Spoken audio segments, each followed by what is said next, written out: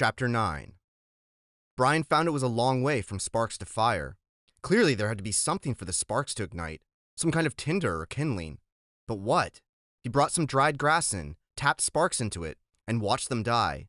He tried small twigs, breaking them into little pieces, but that was worse than the grass. Then he tried a combination of the two, grass and twigs. Nothing. He had no trouble getting sparks, but the tiny bits of hot stone or metal, he couldn't tell which they were, just sputtered and died. He needed something finer, something soft and fine and fluffy to catch the bits of fire. Shredded paper would be nice, but he had no paper. So close, he said aloud. So close. He put the hatchet back in his belt and went out of the shelter, limping on his sore leg. There had to be something. Had to be. Man had made fire. There had been fire for thousands, millions of years. There had to be a way. He dug into his pockets and found a $20 bill in his wallet. Paper. Worthless paper out here. But if he could get a fire going, he ripped the 20 into tiny pieces, made a pile of pieces, and hit sparks into them. Nothing happened. They just sat, wouldn't take the sparks. But there had to be a way. Some way to do it. Not 20 feet to his right, leaning out over the water were birches, and he stood looking at them for half a minute before they registered in his mind. They were beautiful white with bark like clean, slightly speckled paper. Paper! He moved to the trees where the bark was peeling from the trunks. It lifted in tiny tendrils, almost fluffs. Brian plucked some of them loose, rolled them in his fingers. They seemed flammable, dry, and nearly powdery. He pulled and twisted bits of the trees, packing them in one hand while he picked them with the other, picking and gathering until he had a wad close to the size of a baseball.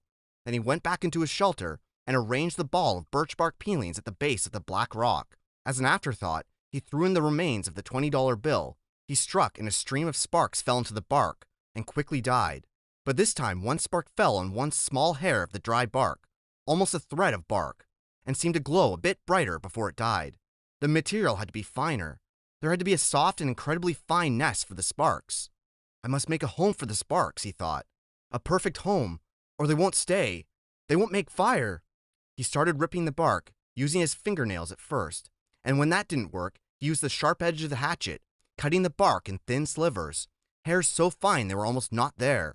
It was painstaking work, slow work, and he stayed with it for over 2 hours. Twice he stopped for a handful of berries, and once to go to the lake for a drink. Then back to work, the sun on his back, until at last he had a ball of fluff as big as a grapefruit, dry birch bark fluff.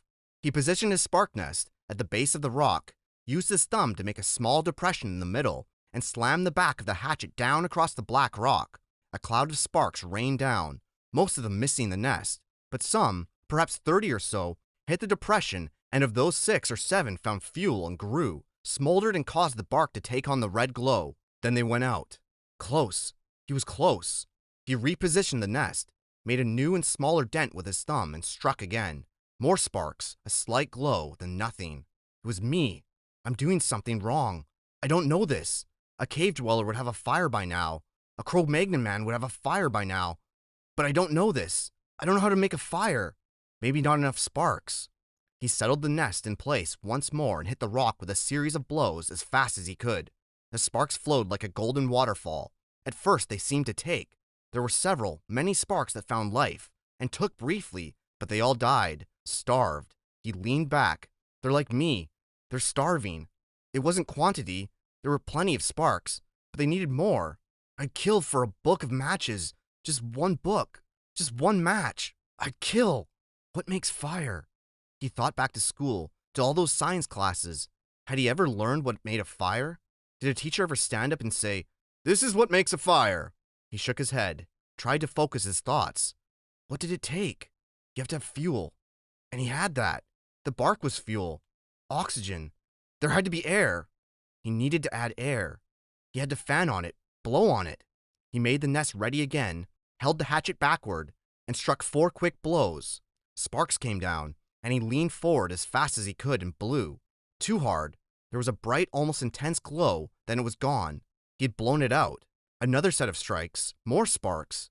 He leaned and blew, but gently this time, holding back and aiming the stream of air from his mouth to hit the brightest spot. 5 or 6 sparks had fallen in a tight mass of bark hair, and Brian centered his efforts there. The sparks grew with his gentle breath. The red glow moved from the sparks themselves into the bark, moved and grew and became worms, glowing red worms that crawled up the bark hairs and caught other threads of bark and grew until there was a pocket of red as big as a quarter, a glowing red coal of heat. And when he ran out of breath and paused to inhale, the red ball suddenly burst into flame. Fire! I've got fire! I've got it! I've got it! I've got it! But the flames were thick and oily and burning fast, consuming the ball of bark as fast as if it were gasoline. He had to feed the flames, keep them going. Working as fast as he could, he carefully placed the dried grass and wood pieces he had tried at first on top of the bark and was gratified to see them take. But they would go fast. He needed more and more. He couldn't let the flame go out. He ran from the shelter to the pines and started breaking off the low, dead small limbs. These he threw into the shelter, went back for more, threw those in, and squatted to break and feed the hungry flames. When the small wood was going well, he went out and found larger wood, and didn't relax until that was going. Then he leaned back against the wood brace of his door opening and smiled. I have a friend. I have a friend now. A hungry friend, but a good one. And I have a friend named Fire. Hello, Fire. The curve of the rock back made an almost perfect drawing flue that carried the smoke up through the cracks of the rock, but held the heat. If he kept the fire small, it would be perfect, and keep anything like the porcupine from coming through the door again. A friend and a guard. So much for a little spark. A friend and a guard from a tiny spark. He looked around and wished he had somebody to tell this thing, to show this thing he had done. But there was nobody. Nothing but the trees and the sun and the breeze and the lake. Nobody. And he thought rolling thoughts. With the smoke curling up over his head and the smile still half on his face, he thought, I wonder what they're doing now. I wonder what my father is doing now. I wonder what my mother is doing now. I wonder if she's with him.